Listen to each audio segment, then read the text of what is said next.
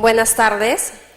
Bienvenidos al segundo Congreso Internacional de Arbitraje 2008, organizado por la Unidad de Arbitraje del Centro de Análisis y Resolución de Conflictos de la Pontificia Universidad Católica del Perú, el estudio Mario Castillo Freire y la Embajada de Francia. A continuación, tenemos las palabras de bienvenida a cargo del doctor César Guzmán Barrón, profesor principal en la Facultad de Derecho de la Pontificia Universidad Católica del Perú, director del Centro de Análisis y Resolución de Conflictos de la citada Casa de Estudios. Recibámoslos con un fuerte aplauso, por favor. Muy buenas tardes. El año pasado, con el entusiasmo de las mismas personas que hoy día han asumido el mismo reto, organizamos el primer Congreso Internacional de Arbitraje. Y hoy, con satisfacción, lo primero que quisiéramos hacer es darle la bienvenida a ustedes por haber respondido más de lo que esperábamos. A pesar de aparentemente haber espacios, tenemos más de 400 personas inscritas para este evento y ustedes son los que les agradezco porque son los que llegan temprano a los eventos y nosotros por eso hemos querido adelantar en comenzar, no obstante que pudiéramos seguir esperando para que vengan las demás personas inscritas. Pero lo primero que quería comentar con ustedes es que el año pasado las ponencias fueron bastante interesantes, diría bastante académicas.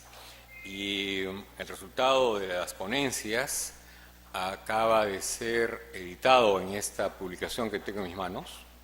Son 2 tomos, donde se encuentran todas las ponencias que se expusieron en aquella oportunidad, que han sido el producto también del mismo esfuerzo común que hoy día nos está trayendo este Congreso. Y los que deseen adquirirlas a partir del miércoles van a estar estas publicaciones a disposición de ustedes al ingreso, ¿correcto? De manera que puedan tener ya en esa oportunidad la posibilidad de adquirirlas.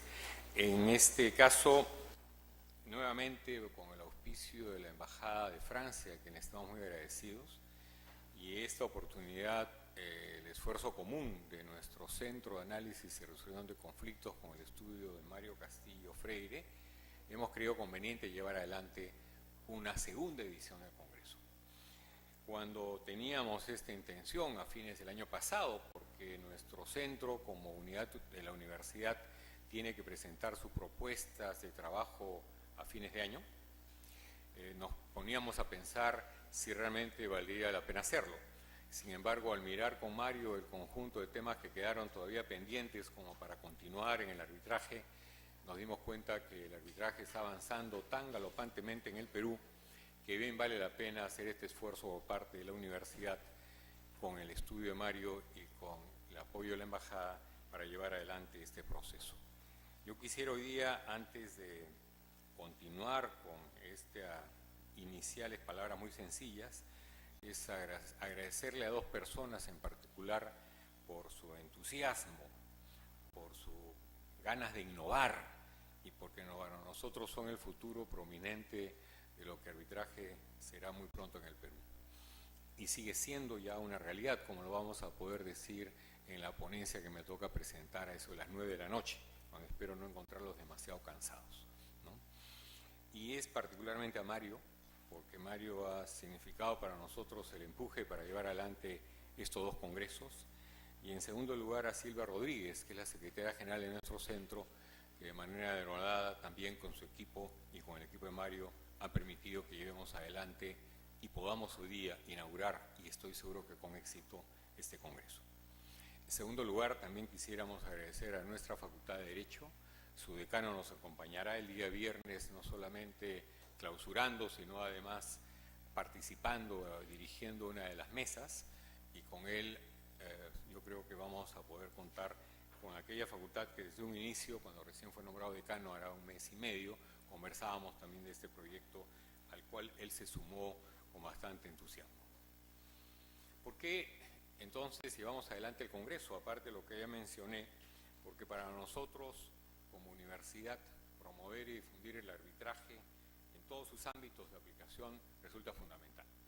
Como vamos a ver en el estudio que yo les compartiré dentro de unas horas, el arbitraje en el Perú se ha desarrollado básicamente en el campo comercial y básicamente en materia de contratos de carácter comercial y contratos con el Estado. Sin embargo, hay otros ámbitos donde el arbitraje ya se viene desarrollando con bastante éxito en otros países.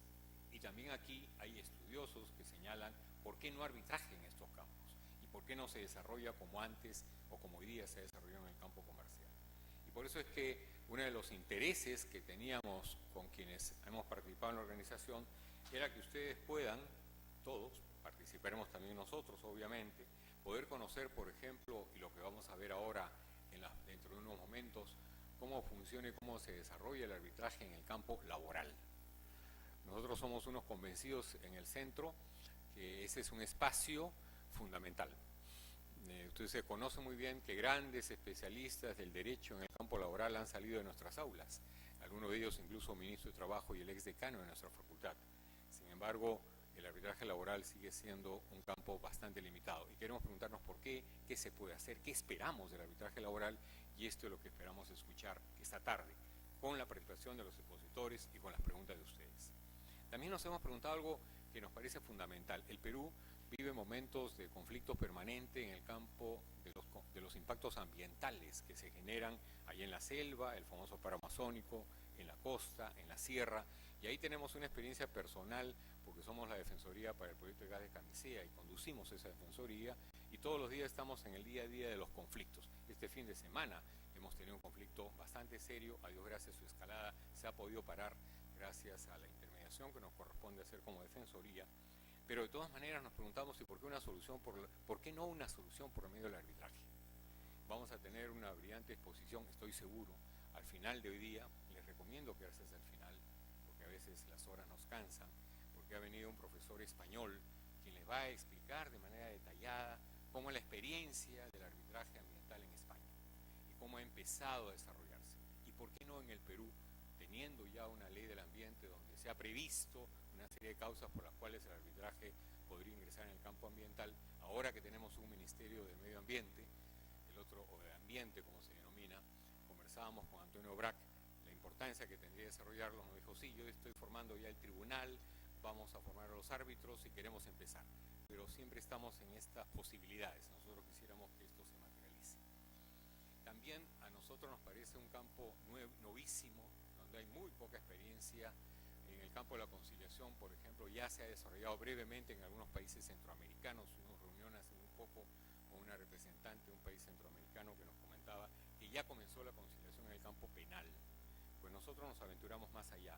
Pensamos en la posibilidad de que lo que es evidentemente objeto de poder transarse, podamos llevarlo al ámbito del arbitraje penal. Entonces esta novedad también la compartiremos, una novedad que le puede parecer extraña, como también la novedad de ver las soluciones por el campo arbitraje en el campo tributario, como es el campo de la familia, el campo de sucesiones, concursal, todo el tema relacionado con el consumo. En una sociedad tan abierta como la nuestra, de libre mercado, el arbitraje de consumo resulta muy importante para resolver los conflictos derivados de los consumidores por una vía rápida y eficaz como es el arbitraje. Y eso a nosotros nos ha parecido, por eso, una misión tal vez muy grande, y ojalá sea del atractivo de cada uno de ustedes poder tratar cada uno de estos temas de manera más o menos detenida, con el poco tiempo que hay para las exposiciones. También hemos creído pertinente invitar a profesores de nuestra casa de estudios, de otra casa de estudios, en temas tan importantes como la relación del arbitraje con el campo constitucional. Y hoy día tendremos al doctor César Landa conversándonos sobre esos temas relacionados a este punto que nos parece fundamental. O temas tan especiales que han sido modificados en la nueva ley de arbitraje que nos ha acogido en plena organización del Congreso y que nos ha permitido tener expositores que van a tratar en particular, por ejemplo, el tema del convenio arbitral, el tema del deber de confidencialidad, el tema del control constitucional y un tema fundamental, y es cómo hoy día, gracias a la nueva ley de arbitraje, estamos hablando de la desjudicialización del arbitraje. Hoy día, si ustedes leen la nueva ley de arbitraje, encontrarán temas como los siguientes. Los árbitros están facultados, de acuerdo a una disposición complementaria de la ley, a ejercer la función del juez en todos los campos que el juez tiene como atribución, a ejecutar sus laudos y a ejecutar las medidas cautelares. Es decir, estamos frente a una novedad muy interesante, por lo que las intervenciones que hayan, que definan los ámbitos de manera más desarrollada, porque ahora solamente estamos haciendo una introducción, resultará de suyo muy importante para todos nosotros. Como finalmente también un ámbito fundamental. Nuestro Perú hoy día se ha abierto al mercado. tenemos los famosos TLCs. El TLC con Estados Unidos está por firmarse a fin de año con el monstruo chino, y se está abriendo el espacio con Corea, está terminando de hacer con la Unión Europea, y evidentemente los conflictos cada vez van a ser mayores. Y por tanto, analizar cómo puede ser el camino del arbitraje en el campo de las inversiones resulta fundamental. Vamos a tener expositores que nos van a hablar solamente, por ejemplo, sobre el valor de los tratados bilaterales de inversión. Nos van a hablar sobre las cláusulas de sombría en el arbitraje internacional. Y esto nos parece fundamental y por eso creemos que es un aporte importante de los expositores que nos desarrollarán este tema. Como también las tendencias en el arbitraje internacional en Latinoamérica y otro tema muy especializado como es aquel relacionado a la jurisprudencia de los tribunales de CIADI, que precisamente desarrolla el arbitraje en el campo de las inversiones extranjeras. El Perú ofrece un espacio para el inversionista, pero el Perú tiene que crear condiciones favorables para que el inversionista se sienta seguro y tranquilo, porque acá hay sistemas de arbitraje que le ofrecen esa tranquilidad y esa seguridad, que en parte también es el aporte de la universidad a través de este evento y en segundo lugar a través de su propio centro de arbitraje, que pretende también ser un espacio de paz, de tranquilidad, para que el inversionista que venga acá encuentre una vía objetiva, donde se puedan aplicar no solamente la ley, sino también algo que la propia ley de arbitraje ha incorporado, y es la posibilidad de aplicar los usos propios del campo arbitral. Usos del comercio internacional, que es una tendencia que tiene la Cámara de Comercio Internacional de París para manejar los arbitrajes a nivel mundial. De esa manera, con esta nueva ley, que no es motivo de la exposición, aunque dan ganas de hacerlo, va ampliándose al mundo globalizado, ¿no? En este afán monista que ha tenido esta nueva ley de reunir en uno solo el arbitraje nacional y el arbitraje internacional, tomando como modelo la ley modelo de UNCITRAL, que como ustedes, muchos colegas saben, es la ley modelo que ha inspirado a los principales centros de arbitraje en el mundo, y hoy día inspira a esta ley y por tanto se incluye en nuestros reglamentos como aquel que tendremos ocasión de alcanzarles a ustedes a lo largo de esta semana. En esta semana, a más tardar el viernes, tendrán en sus manos el nuevo reglamento de arbitraje del centro nuestro, que recoge todas estas novedades y espero unas más para poder estar al frente de estos procesos, no solamente mediante conferencias y congresos como el actual, sino también ofreciendo el servicio en el día a día en el campo. Es decir, la universidad quiere hacer algo que yo quisiera decirlo a nombre no solamente del centro, sino del rectorado: estar en el campo y estar en la academia. Y este es un poco el objetivo de no solamente llevar la academia a través de un congreso, sino estar en el campo del día a día a través de un servicio de arbitraje. Yo espero y confío en que con la participación activa de ustedes, con la presencia y las exposiciones seguramente brillantes de los expositores, podamos todos al final de esta larga semana, donde estaremos todos los días unidos, encontremos algo muy importante para nuestro trabajo de todos los días y encontrar en el arbitraje el espacio que necesitamos para que de una vez por todas tengamos soluciones eficaces en los conflictos derivados de todo tipo de relaciones humanas, no solamente las del campo comercial. Con estas palabras damos por inaugurado el Congreso y estamos seguros que lo que ustedes esperan, más que palabra de inauguración, son las palabras de los expositores que ya van a comenzar en muy breves momentos. Muchas gracias a todos ustedes.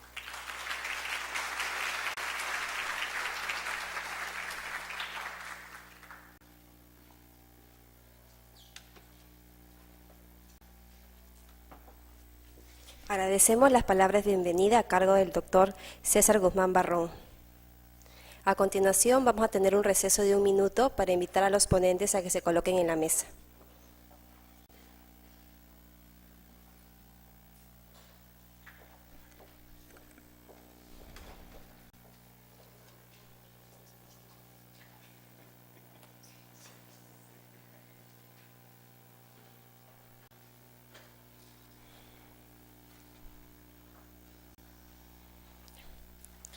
Hoy preside la mesa la doctora Silvia Rodríguez Vázquez, abogada por la Pontificia Universidad Católica del Perú, conciliadora con estudios en Maestría de Gerencia Social. Se desempeña actualmente como Secretaria General de Conciliación y Arbitraje del Centro de Análisis y Resolución de Conflictos de la Pontificia Universidad Católica del Perú. Buenas tardes. Primero saludarlos y agradecerles el que una vez más nos estén acompañando. Agradeciendo también a los expositores que hoy día nos acompañan. Y siendo hora ya avanzada, Bueno, le voy a dar la palabra al doctor César Landa. Previamente quería decir que por favor apaguen los celulares para evitar distraer al expositor o a las personas que nos acompañan. El doctor César Landa es profesor principal en la Facultad de Derecho de la Pontificia Universidad Católica del Perú, es miembro y expresidente del Tribunal Constitucional del Perú. Adelante, doctor. Para abordar el tema relativo a la Constitución y el arbitraje. Y es que el arbitraje, desde el punto de vista constitucional, no puede desenvolverse al margen de la Constitución y el respeto a los derechos fundamentales, por cuanto el arbitraje no tiene un fin en sí mismo, sino es un medio o instrumento para la resolución pacífica, claro está, de controversias que versen sobre materias de carácter libre o disponible por las partes de conformidad con la Carta Magna, ¿no? Es cierto que esta tarea de la institución del arbitraje en un Estado constitucional de derecho tiene bases constitucionales, que es la perspectiva que yo voy a aproximar en esta tarde, y que dentro de ellas el Tribunal Constitucional, encargado de interpretar en última instancia la Constitución, ha visto la necesidad de ir definiendo contornos constitucionales y principios aplicables a la jurisdicción, entre comillas, arbitral, a fin de armonizar y optimizar su relación con los demás órganos jurisdiccionales. Dentro de esta perspectiva, hay que recordar que la Constitución ha reconocido en el artículo 224, literal A, el derecho a la autonomía y la voluntad, cuando señala que nadie está obligado a hacer lo que la ley no mande, ni impedido de hacer lo que ya no prohíba. De modo tal que la autonomía y la voluntad es un derecho fundamental sobre el cual se asienta el arbitraje, pero como todo derecho, hoy por hoy no es un derecho absoluto, sino un derecho relativo. Esto significa entonces que en el Estado constitucional la autonomía y la voluntad de los privados constituye una institución que debe ser ejercida de conformidad, en consecuencia, con la Constitución y las leyes, respetando la plena vigencia de los derechos ciudadanos. Ahora, el proceso de constitucionalización del arbitraje ha partido de un debate en torno a la naturaleza jurídica desde el punto de vista constitucional del arbitraje. Al respecto, ha habido tesis contractualistas o jurisdiccionalistas o mixtas, autónomas o negociales, procesales del arbitraje, ¿no? Podría señalar que dentro de esas teorías, la que más se aproxima a la definición que desde el punto de vista constitucional se ha señalado en torno al arbitraje es la teoría mixta o ecléctica, en el sentido de que sostiene que el arbitraje cuenta con una naturaleza jurídica propia que conjuga las características de la teoría contractualista y de la teoría jurisdiccionalista, armonizándolas en una suerte de jurisdicción convencional. La teoría contractualista se señala que es una corriente sostenida que sostiene que el arbitraje se encuentra dentro del ámbito del derecho contractual y el efecto vinculante del laudo arbitral tiene como fundamento el principio del pacta sunt servanda. En tanto que la teoría jurisdiccionalista es una teoría que plantea que la facultad de los árbitros de resolver controversias de carácter disponible no proviene de las partes, sino del jus imperium del Estado, que les confiere tal atribución y dota al laudo arbitral de fuerza vinculante como un fallo judicial. Ciertamente que la opción del constituyente de haber reconocido en la Constitución, en el artículo 23, el artículo 139, inciso primero, que la unidad y exclusividad de la función jurisdiccional, por un lado, no existe ni puede establecerse jurisdicción alguna independiente, con excepción de la militar y la arbitral, ha dado lugar a analizar precisamente desde el punto de vista constitucional la naturaleza excepcional de esta jurisdicción, entre comillas, arbitral. Sobre esta materia, el Tribunal Constitucional, en una sentencia 61-67 del 2005, en un proceso HC, ha señalado que en nuestro ordenamiento constitucional se consagra la naturaleza excepcional de la jurisdicción arbitral, lo que determina que en el actual contexto el justiciable tenga la facultad de recurrir ante el órgano jurisdiccional del Estado para demandar justicia, pero también ante una jurisdicción privada. Más aún, el TC señaló que la legitimidad constitucional de la jurisdicción arbitral se sustenta en el ejercicio de la jurisdicción, que implica 4 requisitos a saber. Primero, que existe un conflicto entre las partes. Segundo, que el interés social en la composición de los conflictos se busque. En tercer lugar, la intervención del Estado mediante el órgano judicial como un tercero imparcial. Y en cuarto lugar, que se produzca la aplicación de la ley o integración del derecho. De ahí que, dada esta naturaleza constitucionalizada del arbitraje, es que se señala, desde el punto de vista constitucional, una doble dimensión del proceso arbitral. Una dimensión, por un lado, subjetiva y una dimensión objetiva. Cuando hablamos de la dimensión subjetiva, hacemos referencia a que el proceso arbitral tiene como fundamento proteger los intereses de las partes, que son derechos líquidos concretos de cada persona o entidad. Mientras que cuando se alude a la faz objetiva del proceso arbitral, se está haciendo referencia que este proceso arbitral debe llevarse a cabo con respeto al principio de supremacía constitucional recogido en el artículo 51 de la Constitución, que señala que la Constitución prevalece sobre las leyes sobre los reglamentos y así sucesivamente. Ahora bien, dada estos preceptos constitucionales del arbitraje, esto no obsta a que otro principio fundamental del proceso arbitral, como es el principio de no interferencia, tenga una vigencia y una aplicación derivada del artículo 139, inciso segundo de la Constitución, que señala que ninguna autoridad puede abocarse a causas pendientes ante el órgano jurisdiccional ni interferir en el ejercicio de sus funciones. Si bien este artículo 139 está en el marco del título del Poder Judicial como principios y garantías jurisdiccionales, dada la interpretación que se ha hecho de esta naturaleza cuasi jurisdiccional o mixta, ¿no?, contractualista y jurisdiccionalista del arbitraje, se asimila análogamente ciertos atributos para asegurar que el arbitraje sea un ámbito, digamos, de ejercicio de demanda de derechos y libertades, donde también se ejerce el principio de no interferencia por parte de otros órganos o poderes públicos. Pero también así, recíprocamente, se podrá decir, así como hay una reserva de competencia en materia arbitral, también habrá una reserva de materia jurisdiccional del Poder Judicial o la reserva de materia constitucional que deben armonizar e integrarse en un Estado unitario jurídicamente como el nuestro. De ahí que podemos señalar que los árbitros tendrán plena y absoluta competencia para conocer y resolver controversias sometidas a arbitraje que versen sobre materias de carácter disponible, como lo señala el nuevo decreto legislativo 1071 en su artículo segundo. Materias susceptibles de arbitraje pueden someterse a arbitraje las controversias sobre materias de libre disposición. Claro, siempre es importante preguntarnos ¿y qué ámbitos son las materias de libre disposición? Claro, podremos utilizar una cláusula residual, todo lo que salvo esté estrictamente reservado o prohibido por la Constitución o la ley, que habría que encontrar algún tipo de identificación. La jurisprudencia, por lo menos del Tribunal Constitucional, ha ido encontrando algunos elementos que hacen que hay materias que no puedan ser sujetas al arbitraje. En una sentencia 2349 del año 2005, un proceso de amparo, el tribunal emitió un pronunciamiento sobre el fondo de un asunto pese a que la controversia había sido sometida a arbitraje en virtud de un decreto supremo 0997 SA Salud. Ello respondió a que en el caso concreto el tribunal advirtió que la demandante reclamaba el reconocimiento de un derecho de carácter indisponible.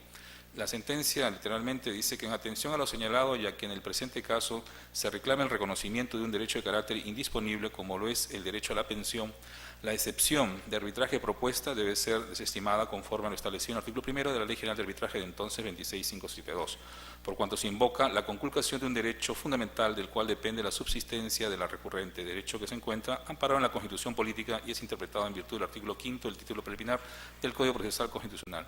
Es decir, el tribunal entendió en esta sentencia que este derecho a la pensión o al derecho alimentario resultaba siendo indisponible en la medida de que lo que quiero decir es que no todo derecho fundamental tiene que ser un derecho indisponible. Habrán ciertos derechos fundamentales por su naturaleza, en este caso alimentaria, que serán indisponibles. Quizás para precisar, en otro caso ya más reciente, el 061-2008 amparo, es decir, de este año, ¿no?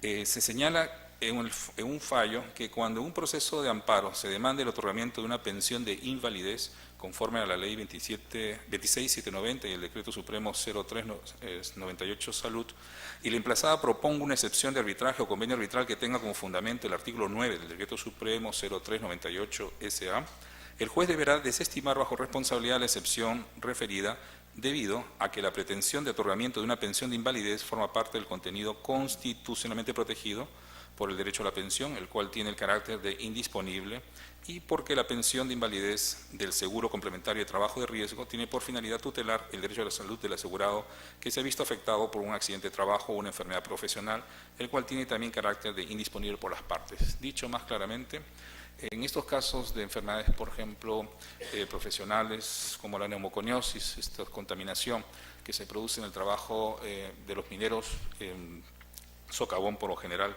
de contaminación, los pulmones y la sangre por polvo metálico, se decreta a veces la incapacidad laboral cuando hay un 66% de este tipo de afectación que prácticamente invalida para la labor, para el trabajo, al punto que, de acuerdo a la ley especial, a los 45 años pueden ya tener una jubilación anticipada, y en las disputas en torno a este seguro complementario se presentan situaciones arbitrales en las cuales el tribunal ha señalado que, dado que aquí hay un compromiso con el derecho a la salud y eventualmente podrían hasta comprometer el derecho, claro está, a la integridad o a la vida, es que debe entenderse como materias indisponibles. Ciertamente que está en debate, y esto no afecta lo que es el principio de competencia, de la competencia, que está recogido desde ya en el decreto legislativo 17.1, artículos 40 y 41, como también recogido por la jurisprudencia constitucional. Y es que no hay que olvidar que junto a un principio de competencia también existe lo que se conoce como un principio de jerarquía. El principio de competencia lo que está garantizando es la autonomía, no solamente la voluntad, sino recogida en la legislación y garantizada en la jurisprudencia constitucional para que se pueda dilucidar las controversias en materias de libre disposición señaladas en el convenio arbitral.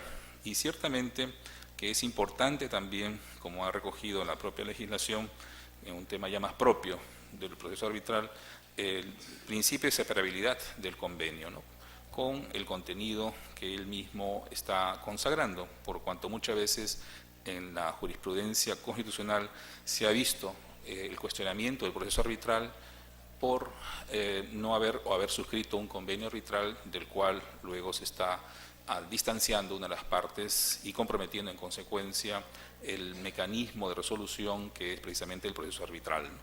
Es cierto que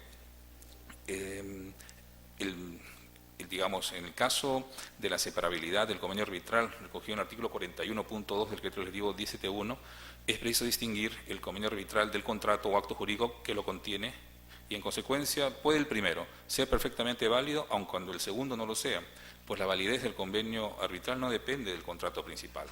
Definir esto le corresponde al propio tribunal arbitral en pleno ejercicio de la facultad de determinar su propia competencia, que como tribunal de carácter voluntario la ley le reconoce. Bueno, de otro lado también es importante señalar que resulta factible que pueda llevarse a cabo en consecuencia, dado estos preceptos básicos en temas de vinculación arbitral con la Constitución, que pueda darse un control constitucional y vamos a ver las características, la naturaleza y la oportunidad de las mismas, ¿no? Que el tribunal haya reconocido la diversidad de jurisdicciones dentro de la unidad del ordenamiento jurídico ha llevado a plantear legítimamente algunos interrogantes acerca de la constitucionalización del arbitraje. En primer lugar, el llamado, si dado esta constitucionalización del arbitraje, se puede derivar a una suerte de un control difuso en sede arbitral, es decir, preferir la norma constitucional sobre la norma legal, no solamente ya en sede clásica judicial, como prevé el artículo 138 de la Constitución, segundo párrafo, o algo se puede adelantar también en el proceso arbitral. Es cierto que el artículo 51 de la Constitución señala que la Constitución prevalece sobre la ley, y es un derecho y un deber de quienes realizan actos, si no públicos, incluso también diría subsidiariamente privados, el atender el respeto a la Constitución, inclusive antes que la ley. Por ello, tras la publicación de la sentencia 6167-2005 PHC, algunos autores han evaluado la posibilidad de que los árbitros apliquen el control difuso en ejercicio de sus funciones jurisdiccionales. Al respecto, si bien el Tribunal Constitucional no ha tenido oportunidad de pronunciarse expresamente sobre la materia, coincidimos con el sector de la doctrina que se ha pronunciado favorablemente respecto a dicha posibilidad. Sin embargo, este control difuso tiene un aspecto positivo y negativo. Positivo en el sentido de que quien ocupa una función de interpretación y aplicación de normas, es decir, de una llamada, entre comillas, justicia material, tiene la facultad de poder interpretar y preferir la norma suprema sobre la norma inferior. Y esta suerte de control difuso positivo hay que distinguir del control difuso negativo, que sería más bien la clásica actitud de un juez en el cual inaplica una norma por inconstitucional por preferir la Constitución. De modo tal de que siendo los tribunales arbitrales tribunales de excepción desde el punto de vista jurisdiccional, me parecería por lo menos mucho más claro que pudieran ejercer este tema de control difuso positivo, interpretar la norma en función de la norma suprema a efectos de garantizar los derechos que pudieran estar siendo reclamados o que considere el tribunal arbitral que deban ser tutelados. El control difuso negativo, es decir, una suerte de inaplicación por negación de una norma para preferir otra encima de ella, me parece que sería en última instancia la última ratio para poder operar esta suerte de la aplicación del control difuso en sede arbitral. Desde ya que si hablamos de una unidad jurídica, bajo los términos más clásicos kelsenianos, hay dos subprincipios: el subprincipio de no contradicción de resoluciones, en este caso de laudos, ¿no?, con el orden jurídico, como también un principio de caso de conflicto de jerarquía. ¿Cuál prevalece más? En todo caso. Al respecto, entonces, desde el punto de vista constitucional, tenemos que recordar que la Constitución se encuentra también interpretada muchas veces por la llamada jurisprudencia vinculante o los precedentes normativos, derivados del Código Procesal Constitucional, en virtud del cual el artículo 6 señala que los jueces interpreten y aplican las leyes de conformidad con la interpretación que de ella ha realizado el Tribunal Constitucional, y los jueces materiales, sean los jueces de excepción, como el caso de los árbitros, no estarían exentos desde ya prima facie del cumplimiento de esta jurisprudencia cuando sea materia de su competencia.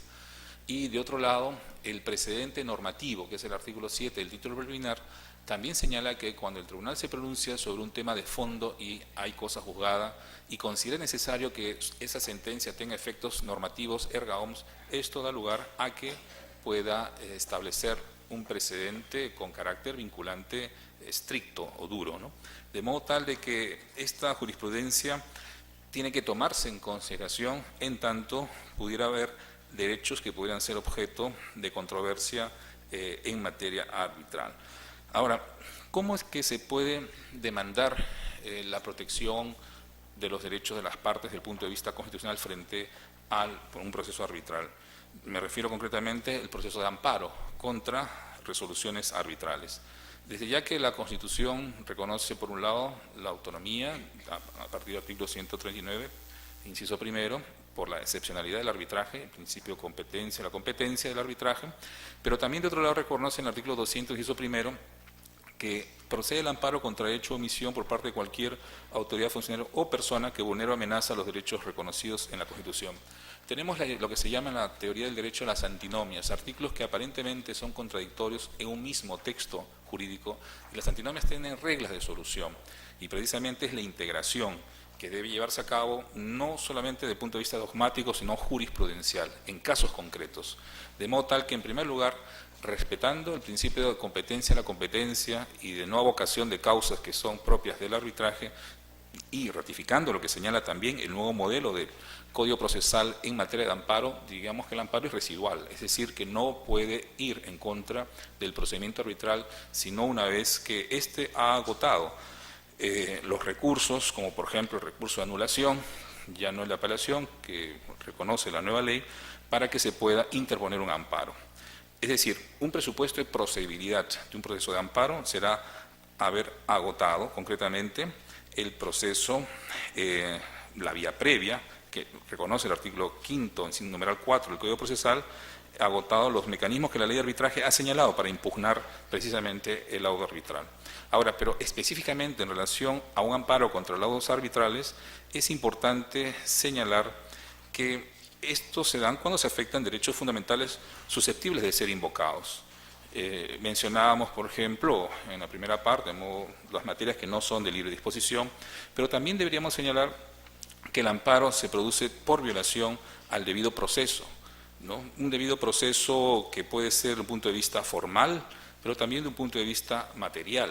es decir, cuando se esté resolviendo causas en base a la aplicación de normas que no se concilian con la Constitución. Evidentemente que la casuística es la que ir definiendo qué casos son los que se producen afectación y que podían proceder el amparo ex post el proceso arbitral y la resolución del recurso de anulación. Yo diría en todo caso que el control constitucional vía el amparo, hay diferentes grados desde mi punto de vista de control. Un control intenso al laudo arbitral, ¿no?, o al recurso de anulación, o un control leve o un control intermedio. De principio, desde mi punto de vista, entiendo que lo que corresponde es un control leve. ¿Por qué? Porque el proceso arbitral está garantizado en la Constitución por un principio de autonomía o competencia de las competencias, salvo que hubiera un agravio que manifiestamente sea vulneratorio de derechos fundamentales, habría que proceder a un examen intermedio o intenso, en base a un criterio de razonabilidad, coherencia y suficiencia, que son test que se aplican para saber hasta dónde interviene un tribunal, en este caso constitucional, para merituar la resolución que ha resuelto la anulación al afectar derechos fundamentales.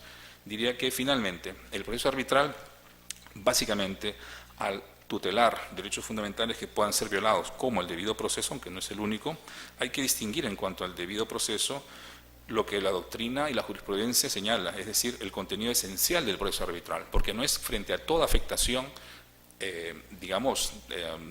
procesal, que cabe un recurso de amparo, solamente cuando el contenido esencial constitucionalmente protegido en la Constitución es afectado, es que procedería un proceso de amparo. Y ese contenido esencial es aquello que hace distinguible de un contenido que no es esencial o es accidental o adicional. El que no haya notificado en la puerta de la casa, sino del vecino, no constituye una afectación propiamente del contenido esencial que hace que desconozca las garantías que la legislación y la jurisprudencia ha establecido para tutelar el derecho al debido proceso en su contenido esencial, que son el derecho al acceso a la jurisdicción. El negar acceder a la jurisdicción arbitral desconociendo el convenio arbitral es un caso que además el tribunal resolvió y correspondía que se pronunciara. O para terminar, el derecho a la controversia sea conocida por un árbitro o tribunal arbitral imparcial, o que el derecho a la igualdad sustancial en el proceso, el derecho de defensa, el derecho a probar, el derecho a la adecuada motivación de las resoluciones, el derecho a la ejecución de los laudos arbitrales, el derecho a un proceso sin dilaciones indebidas y, para concluir, diría que el Tribunal Constitucional está desarrollando esta jurisprudencia, no está agotada y está dando pautas y marcos donde se logre conciliar los intereses subjetivos propios que el arbitraje tutela con los intereses objetivos que la Constitución busca garantizar, que es la protección de los derechos fundamentales de todos los ciudadanos, personas naturales o jurídicas, en el marco del respeto de la Constitución y las leyes. Eso es todo. Muchas gracias. Muchísimas gracias al doctor César Landa. Y seguidamente tenemos al doctor Ricardo Vázquez Kunze, quien tocará el tema de la Constitución del Perú y la teoría jurisdiccional del arbitraje. El doctor Ricardo Vázquez Kunze es socio del estudio Mario Castillo Freire. Adelante. Doctor César Landa, doctora Silvia Rodríguez, doctora Rocío Limas, doctor Jorge Ágreda, señoras y señores.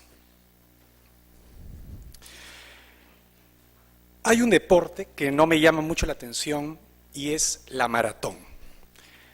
Corren demasiados y lo que es peor, nadie sabe muy bien quiénes corren, sino hasta que los primeros 5 están llegando a la meta. Por eso, aunque me gustan los deportes, jamás había pensado en correr una maratón, sino hasta hoy, que en una carrera maratónica contra el tiempo, solo 20 minutos, tengo que hacer mi mejor esfuerzo para desarrollar mi ponencia sobre la teoría jurisdiccional del arbitraje y la Constitución peruana. Por ello, mucho me temo que para cumplir con las exigencias de esta maratón académica, voy a tener que tomar ciertos atajos, como dar por sentado muchas cosas que tal vez no todos tengan por qué saber. Lo siento mucho, pero si no es así, nunca llegaría a la meta en 20 minutos. Veamos pues de qué se trata. Si nos remitimos a la Carta Magna, veremos con absoluta claridad y sin ningún tipo de concesiones a la interpretación que la Constitución se ha vestido de pies a cabeza con la teoría jurisdiccional o procesal en materia de arbitraje. Así pues, en su artículo 139, la Constitución suscribe sin ambages la tesis de que el arbitraje es un proceso jurisdiccional, instituyendo una jurisdicción arbitral. Dice el artículo 139, son principios y derechos de la función jurisdiccional, 1, la unidad y exclusividad de la función jurisdiccional. No existe, ni puede establecerse, jurisdicción alguna independiente, con excepción de la militar y la arbitral. Como puede apreciarse, el mensaje de la Constitución es claro. La jurisdicción es una y exclusiva, y, lo más importante, le pertenece al Estado. En otras palabras, es el Estado el único y exclusivo encargado de administrar justicia a través de sus tribunales ordinarios. Excepcionalmente, también se puede administrar justicia con independencia de los tribunales ordinarios, en 2 casos. Uno de ellos es el arbitraje. Pero para que ello sea posible, esa es al menos nuestra opinión, la Constitución le reconoce al arbitraje una función jurisdiccional dentro de los principios y derechos de la función jurisdiccional constitucionalmente establecida.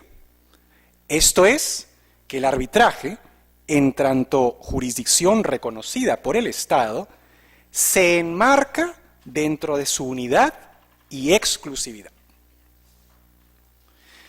De ahí que podríamos afirmar que aunque el arbitraje es una jurisdicción independiente a la de los tribunales de justicia del Estado, es constitucionalmente una administración de justicia oficial, pues está oficialmente reconocida como tal.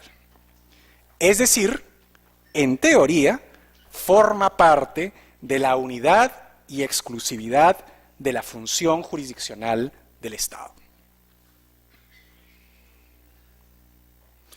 Ahora bien, la pregunta de fondo que nos llevaría a ocupar mucho más de los escasos 20 minutos que tenemos para disertar es ¿por qué la Constitución ha comprado sin regatear la tesis doctrinal de la teoría jurisdiccional del arbitraje?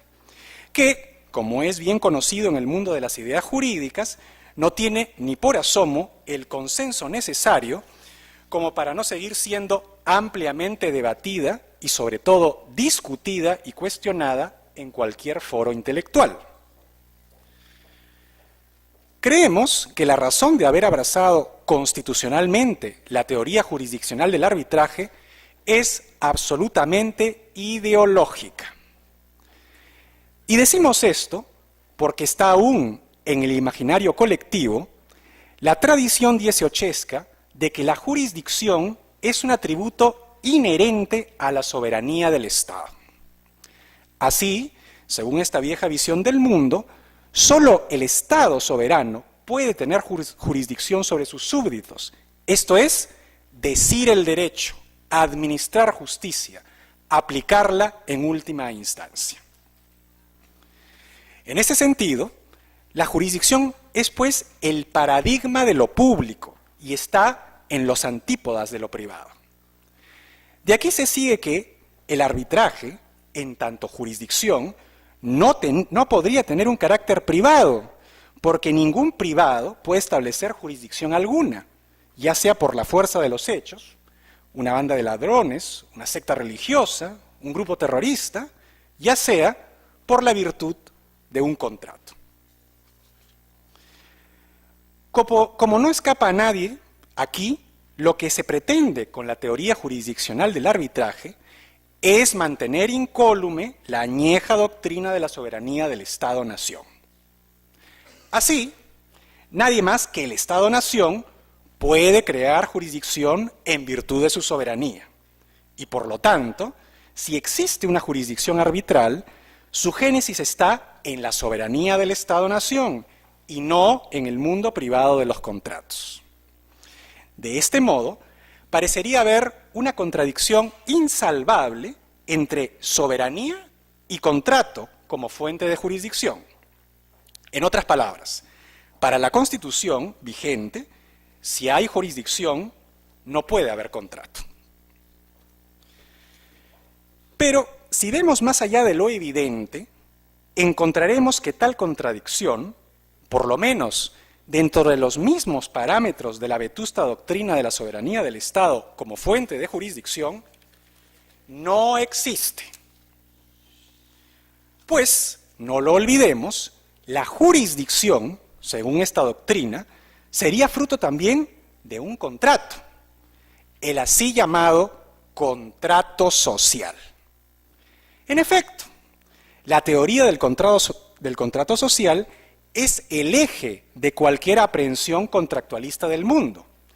Esta es la doctrina acuñada por el movimiento ilustrado del siglo XVIII, cuyo fin no es otro que fundar la existencia del Estado-Nación y su soberanía, y por ende, de su jurisdicción. Así pues, negarle a los contratos el poder para crear jurisdicción sería un despropósito, en la medida de que, precisamente, el contrato de los contratos, es decir, el contrato social, es la mejor prueba de ello. Tal parece que quienes adoptaron sin reservas la tesis jurisdiccional o procesalista del arbitraje no tuvieron presente, ni por asomo, que la tan cara jurisdicción que querían mantener al margen de los contratos, según su propio marco teórico, dependía a su vez de un contrato. Pero para más señas, ya en Alemania, a partir de los años 80 del siglo pasado, o sea, del siglo XX, se ha venido desarrollando principalmente por los profesores Rosenberg y Schwalb la teoría de los contratos procesales, Processverträge, o contratos de eficacia procesal, que entre otras cosas nos dice que puede haber proceso jurisdiccional por medio de un contrato privado. Así pues, ya vemos cómo la teoría jurisdiccional del arbitraje va cuesta abajo en la rodada de las doctrinas, convirtiéndose en una antigualla teórica. Porque, señores y señoras, en buena cuenta, ¿qué significa que el Estado peruano, a través de su constitución política, se declare abierto partidario de la tesis jurisdiccional del arbitraje?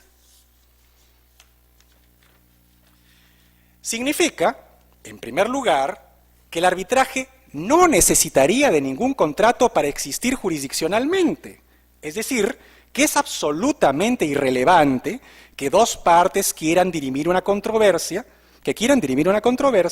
se pongan de acuerdo para acudir a un arbitraje que tendrá como objetivo un proceso arbitral.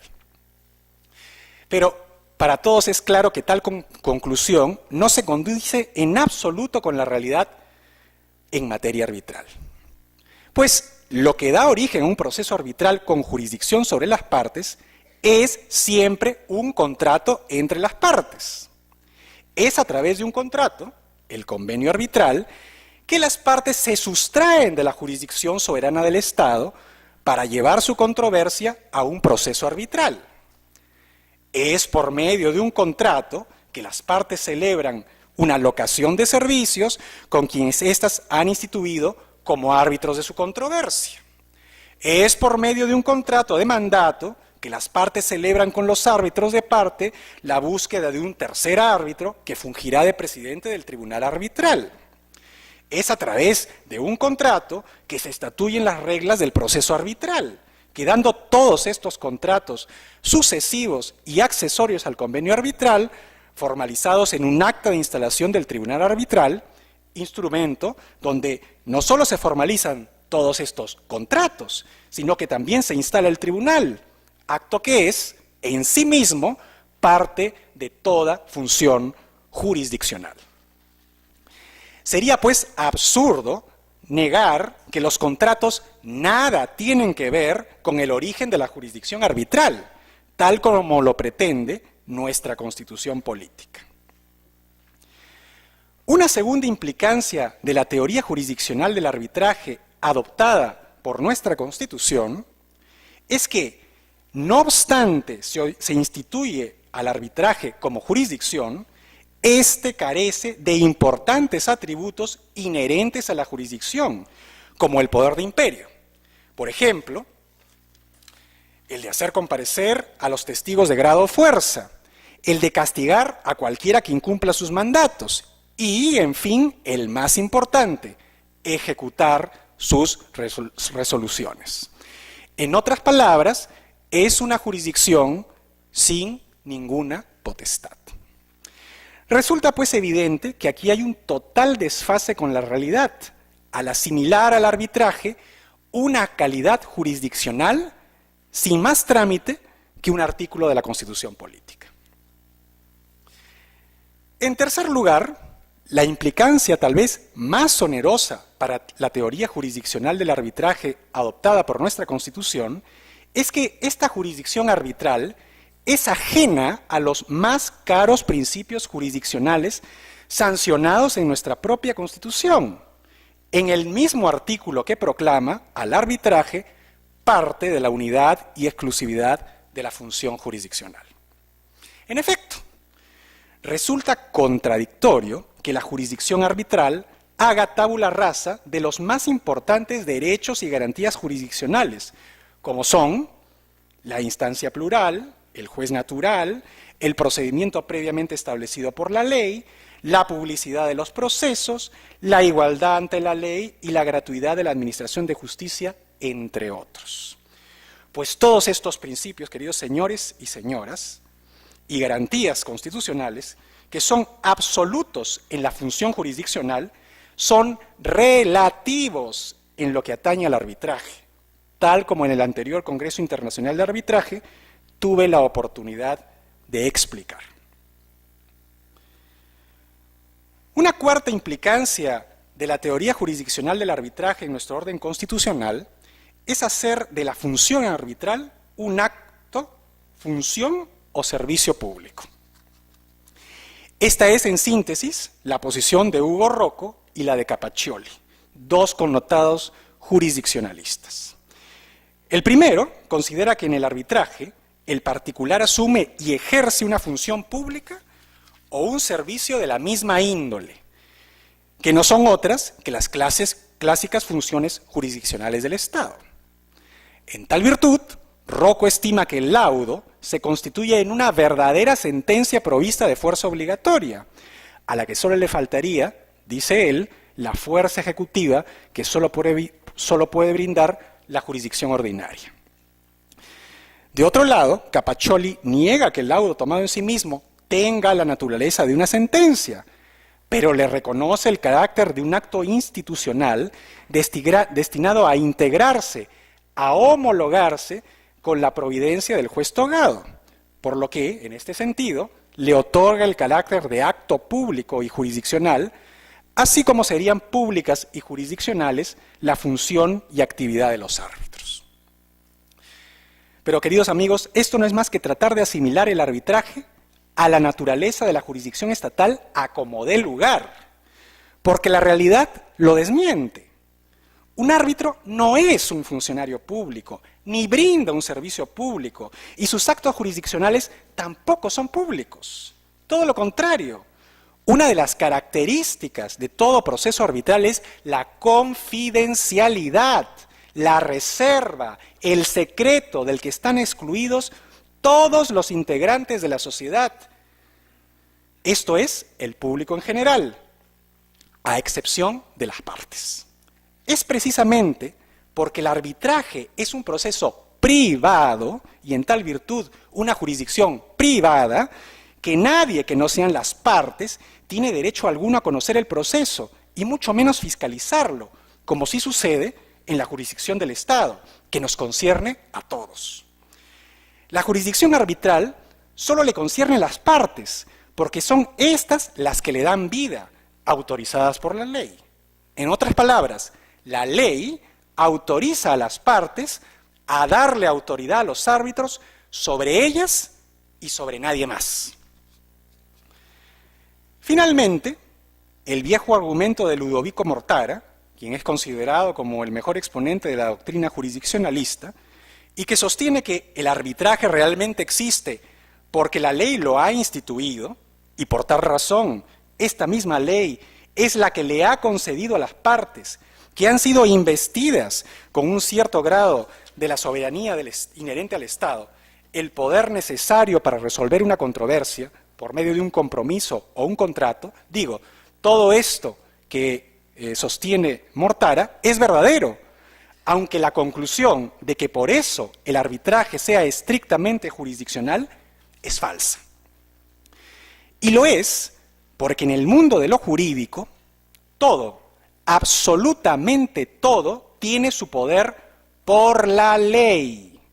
Los contratos, por ejemplo, son de cumplimiento obligatorio para las partes en virtud de que el ordenamiento jurídico establece que los contratos son ley para las partes.